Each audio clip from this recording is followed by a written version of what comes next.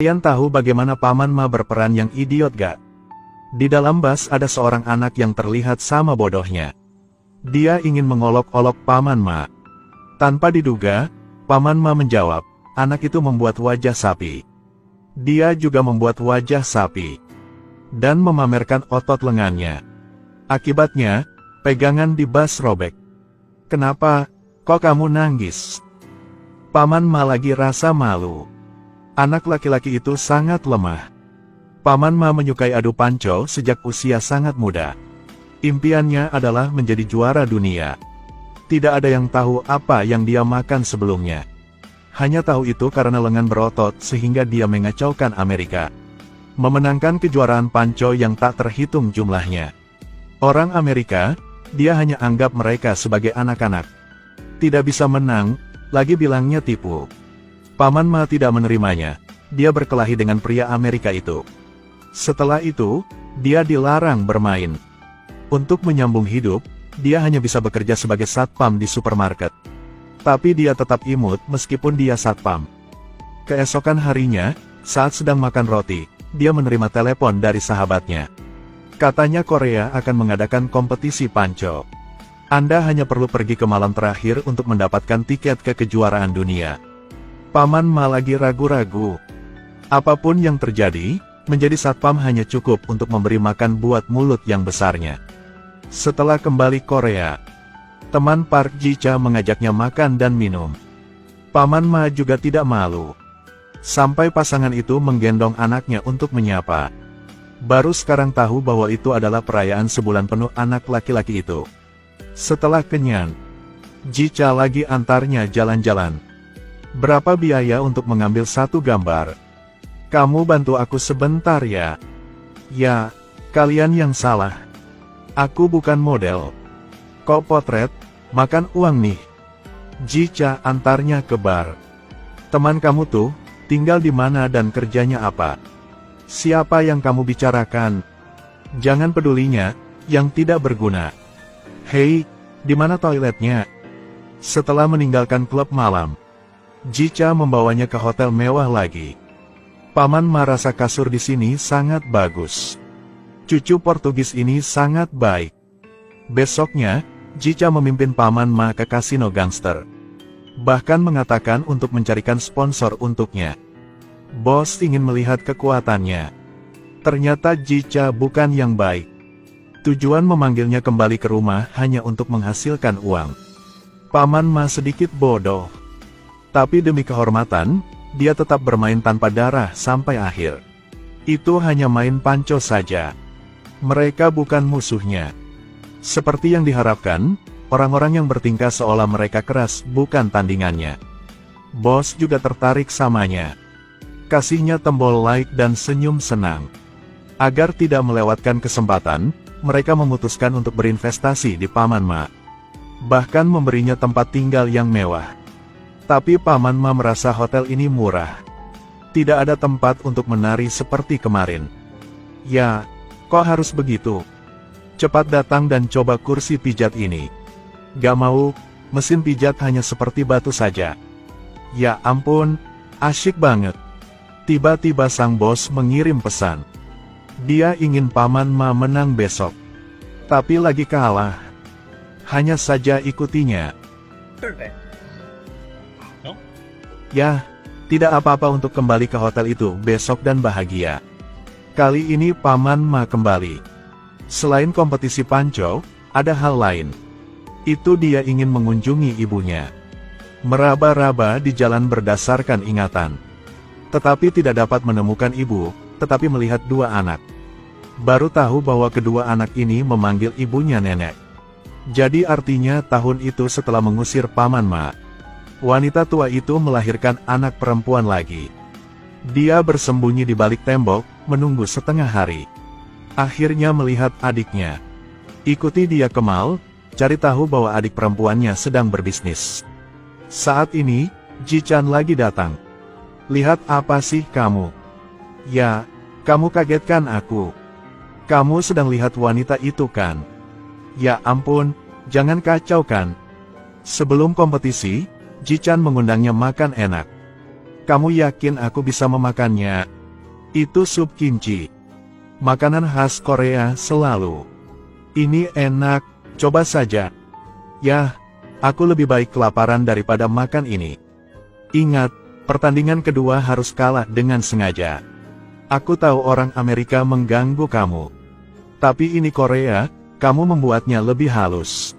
Si bos memberimu lebih banyak, kamu dengarkan aku. Pesan tambah satu saja. Hari ujian datang dengan sangat cepat. Paman Ma dengan mudah menang tahap pertama. Tahap kedua dia masih menang. Ya ampun, kamu yang buat masalah. Ya yang jahat itu.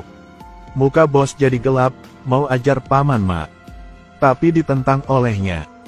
Jadi tadi, Paman Ma melihatnya meniduri adiknya. Jadi tidak hormat siapa lagi. Jica lihat Paman Ma karena wanita lagi jadi kacau. Lagi ketemu wanita itu bilang, "Kamu yang rubah kan? Jangan menggoda pamanku lagi." Ya ampun, kurang ajar ini.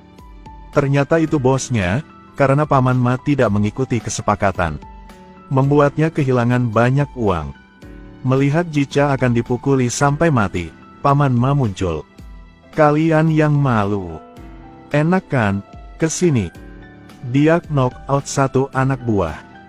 Hasilnya sudah habis marah. Lagi ditangkap ke kantor polisi. "Mengapa menangkap hanya 2 dari kami? Lihat kami seperti gangster kan? Kami begini sopan. Aku berasal dari Portugal. Dan orang ini adalah pegulat pancu. Kali ini bermain di Korea. Tapi polisi tidak percaya, lagi mau berjuang samanya.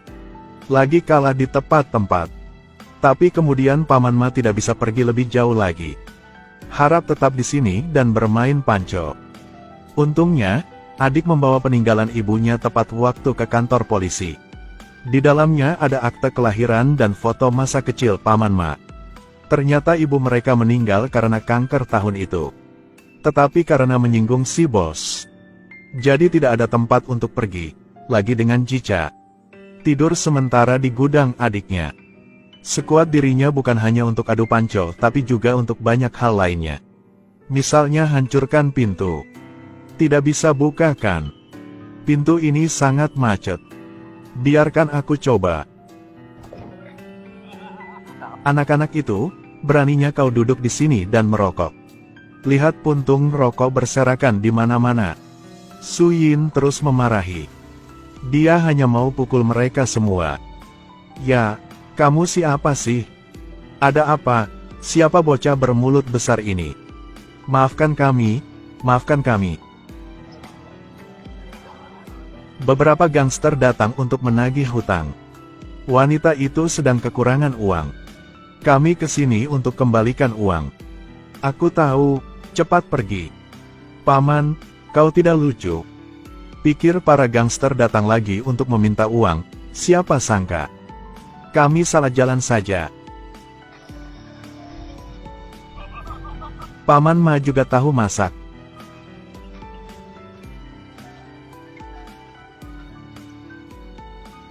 Ya ampun, pergi ke restoran dan makan. Oke. Tapi aku tidak punya uang. Tidak apa-apa, kita hanya tidak tahu malu, itu bisa. Alhasil, Paman Ma mengajak mereka berdua makan, akibatnya restoran berantakan. Sama seperti itu, hubungan setiap orang secara bertahap membaik. Mereka pergi jalan-jalan bersama. Ambil foto keluarga bersama. Menyinggung bos gangster membuat Paman Ma tidak lagi berinvestasi. Tapi hanya bisa pancu untuk kenyamanan. Tapi dia selalu menang.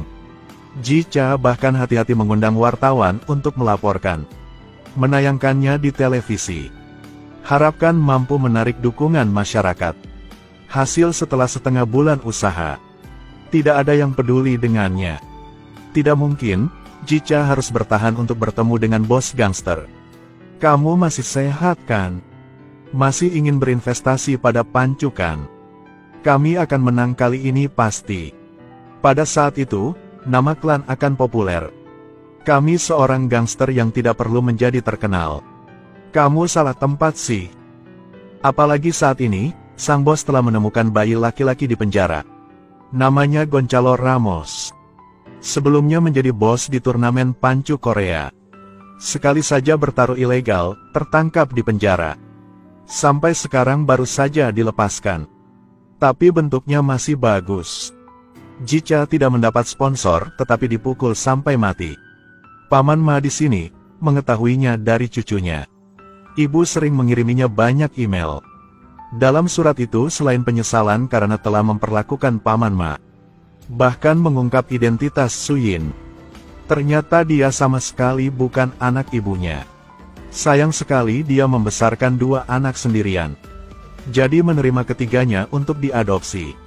Kemudian hidup bersama sebagai satu keluarga. Berkat Suyin, dia tidak sendirian. Setelah membaca surat itu, Paman Ma jadi hancur.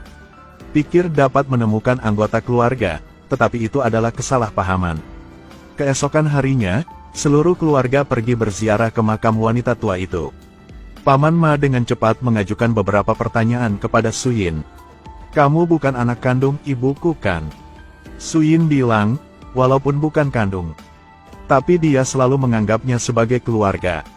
"Kami saling menjaga sampai dia meninggal. Apakah itu cukup untuk menjadi putrinya?" Ji-cha dengan cepat muncul. "Kamu pergi saja. Aku selalu anggap kamu adik. Dan kamu hanya ingin menggunakan aku untuk menghasilkan uang. Kamu pikir aku orang bodoh yang tidak tahu apa-apa kan? Kamu pikir sini Portugal kan? Aku cukup tahan memecahkan semua masalah."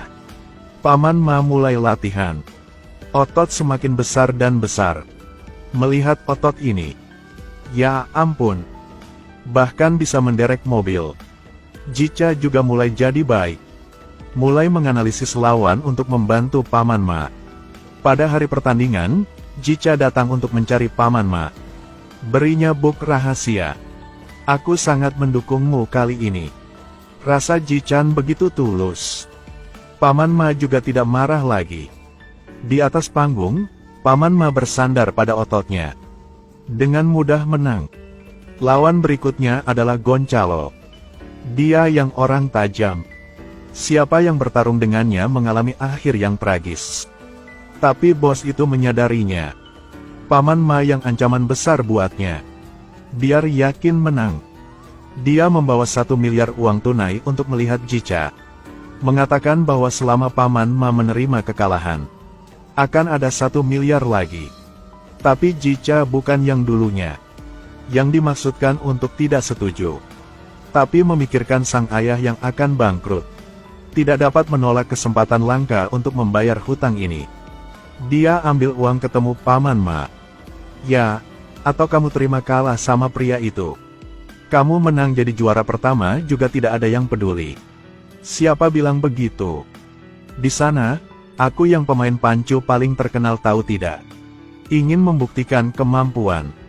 Ini adalah kesempatan terbaik. Aku lebih suka kalah karena tidak kompeten. Aku tidak menerima uang untuk kalah. Apakah kamu mengerti? Kembali uang untuknya. Kami masih paman yang baik. Kamu tidak menggunakannya. Jadi kamu mengambil pemukulan sebagai gantinya. Ambil uang aku tetapi masih berani menolak." Untungnya Paman Ma datang tepat waktu. "Pergi saja." Hanya dalam beberapa menit, Paman Ma telah selesaikan semua. Di final, tidak terduga, lawan utamanya adalah Gonçalo Ramos. Dia orang yang berkuasa, tapi sangat banyak trik, sengaja memegang jari Paman Ma. Menyebabkan cedera terulang kembali. Akhirnya harus memakai safety harness untuk terus bermain. Tapi karena lukanya masih sakit, Paman Ma dengan cepat kewalahan. Ketika menoleh, Suyin dan anak-anak sangat khawatir. Memiliki ingatan di kepala. Ternyata itulah kekuatan keluarga. Haki 7 warna yang sering dibicarakan dalam cerita Jepang. Hanya memiliki keluarga di samping. Paman Men seperti didukung tambah kekuatan. Otot muncul dari tempat di ambang kegagalan. Membalikkan keadaan. Akhirnya mengalahkan lawan yang tangguh. Berhasil mewujudkan impian juara. Dalam wawancara pasca pertandingan, Paman Ma terima kasih keluarga. Terima kasih kepada almarhum ibuku, berkat dia aku punya keluarga. Film juga akhir di situ. Selain akting Paman Ma yang mengesankan, film ini juga ingin mengatakannya. Setiap orang harus menggunakan kekuatan keluarga. Hal lain, punya atau tidak juga bisa. Tidak penting kan, semua. Iya, hari ini henti di sini saja. Sampai jumpa lagi.